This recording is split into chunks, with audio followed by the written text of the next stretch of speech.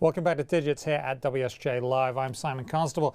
What video games might you want to consider playing this January? Well, who better to ask than Jamin Warren. He joins us now from Killscreen here in New York City. Thank you very much for being here, sir. Thanks for having me.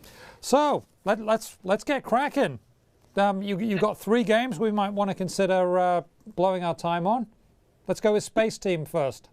Sure. Spaceteam was developed by a former developer at BioWare Games, which is known for their big RPG epics such as Mass Effect.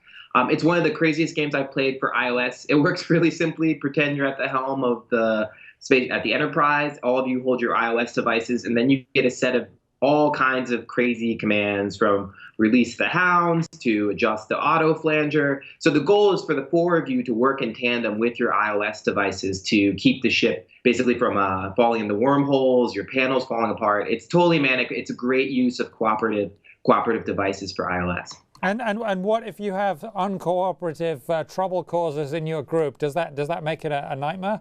Someone needs to take charge, and actually you get awards at the end of each round. So for most cooperative, most combative, it's usually, we found it was really helpful to go in turn, perhaps as if a real spaceship would work. So you kind of have one captain and then everyone else is just yelling orders at each other. Oh, I do love that. That sounds like a lot of fun. Does anyone say, beam me up, Scotty, there's no intelligent life here?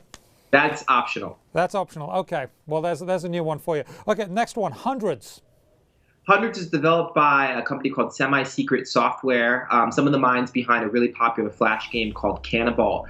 Again, Hundreds is one of these games that is really designed to be played for touch surfaces, and you see more indie developers doing this, building games that could really only be played on a single platform. The gameplay is super simple. You have small circles that you sort of control with your fingers, and the goal is you want to make them expand or contract so that they have a value of about 100. As gameplay increases, you end up with a bunch of different challenges. The bubbles do different sorts of things. But again, it's one of these kind of pop-in-play puzzle-type games that you see are becoming very popular on iOS devices. What about addiction to it? It sounds like you could get kind of, like that could really suck away a lot of time. Have you been addicted to it? Well, I find it can be fun to play with other people. So using the iOS for the iPad, using the multi-touch capability, so you can kind of organize things with another person. There's another game that came out last year called Fingal that was in the same category. You're seeing game developers sort of experimenting with the tactile capabilities of touch devices. Okay, and we're looking at pictures of it now, and it does look very, very beautiful, beautiful graphics there. Okay, let's go to the last one. Soda Drinker Pro. Soda Drinker Pro is a first-person soda drinking game. It was designed by a video game designer named Will Byerly. He sent a note to us at the office that we should check it out. It's a bit of a trip, and deservedly so. The game's really simple. You're supposed to walk around these different environments and drink a can of soda.